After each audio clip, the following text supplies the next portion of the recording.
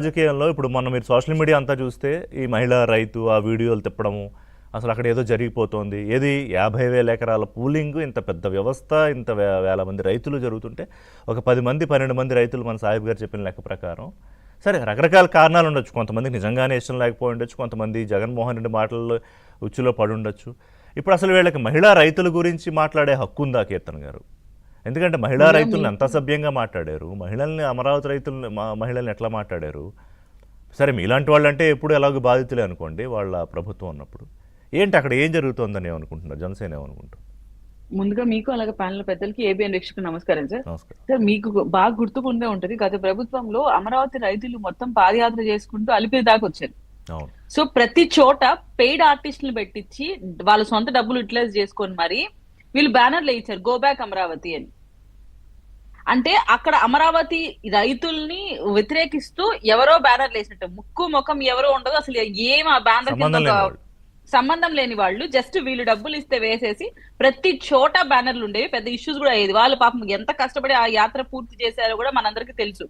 నిజంగా ఎవరికైనా ఆ అమరావతి క్యాపిటల్ మీద ఇష్యూ మీద ఇష్టం లేకపోతే వాళ్ళే ముందుకు వస్తారు, బ్యానర్లు వేసి పక్కకు తప్పుకొని అయితే ఉండరు కదా.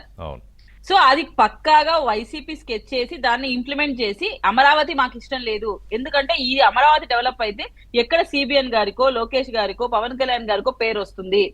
సో అక్కడ వ్యతిరేకత చూపించాలి. అది ప్రజల్లోంచి వచ్చిన వ్యతిరేకత కాదు, పెయిడ్ ఆర్టిస్టుల వ్యతిరేకత.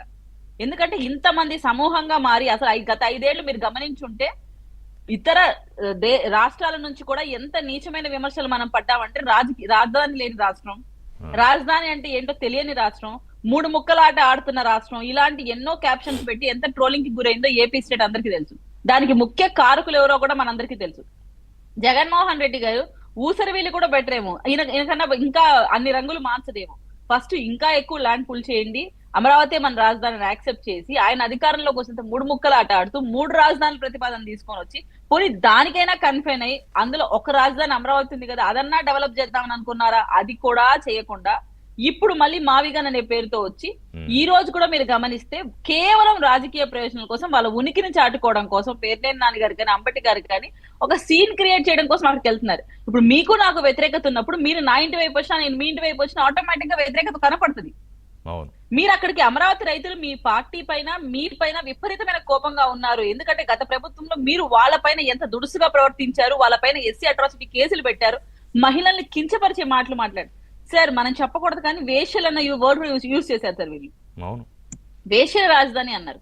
ఎంత బాధ ఉంటుంది అక్కడ మహిళలకి, అక్కడ ఉన్న రైతులకి, ఆ రైతుల వైఫ్ కి ఎంత బాధ ఉంటది. వాళ్ళు ఒక రాష్ట్రం కోసం, రాష్ట్ర బాగు కోసం ఆ రోజు ల్యాండ్లు ఇచ్చి ఈ రోజు ఈ మాటలు అనిపించుకోవాలంటే ఎంత నీచమైన ప్రభుత్వమో వైసీపీ అనేది అర్థమవుతుంది. ఈ రోజు మీరు అవన్నీ మర్చిపోయేసి మళ్ళీ మీ స్టేట్మెంట్ ఏంటి, మేము మావిగన్ అనే ముందరికి వస్తాం, మావిగన్ అని ఓటేసే వాళ్లే మాకు ఓటేస్తారు అంటే అమరావతికి ఓటేసే వాళ్ళు మా వాళ్ళు కాదని మీ నాయకుడు బహిరంగ స్టేట్మెంట్ ఇస్తూ కూడా స్టిల్ నో మీరు రాజకీయ ప్రయోజనాల కోసం అక్కడికి వెళ్తున్నారంటే ఎలా రియాక్ట్ అవుతారు రైతులు? అండ్ ఇంకోటి ఏంటంటే ఈ 11 మందో 10 మందో ఎవరైతే ఈ రోజు ముందుకొచ్చి మాట్లాడుతున్నారో వాళ్ళు గతంలో అంతా ఎందుకు సైలెంట్ గా ఉన్నారో ఒకసారి ఆలోచించాలి. ఇంకోటి ఏంటంటే దాని వెనక్కి ఏదైనా రాజకీయ కుట్రతో వైసీపీ చేయిస్తుంటే మాత్రం ఇది ఇంతకన్నా నీచమైన చర్య ఇంకోటి ఉండదు. ఎందుకంటే ఇప్పటికైనా ప్రజలు కోరుకుంటుంది మనకు రాజధాని కంప్లీట్ అవ్వాలి, తద్వారా అన్ని ప్రాంతాల్లో ఆయన వాళ్ళని పిలిపించుకుని మాట్లాడి ఏదో చెప్పుంటాడు కదా. లేకపోతే ఎంత కళ్ళ ముందు కనిపిస్తూ ఉంటే మహా అయితే కొంచెం ఎక్కువ ఇవ్వండి మాకు అని అడగచ్చు, తప్పు లేదు అది. ఇప్పుడు అక్కడ వాళ్ళు ఇంకొకరికి 2 కోట్లు ఇస్తే మాకు 4 కోట్లు ఇవ్వండి, ఇక్కడ మాకు ఎక్కువ ల్యాండ్ వాల్యూ క్యాపిటల్ సీడ్ రీజియన్లో అని అడగచ్చు, అక్కడ వరకు ఏం తప్పు లేదు. కానీ అసలు మేము ఇవ్వము, మొత్తం ఈ సీడ్ క్యాపిటల్ని అడ్డుకుంటాము అంటే ఆ వెనకాలను కుట్ర స్పష్టంగా అర్థమవుతుంది కదా కీర్తన్ గారు. ఖచ్చితంగా అదే నేను చెప్తున్నాను.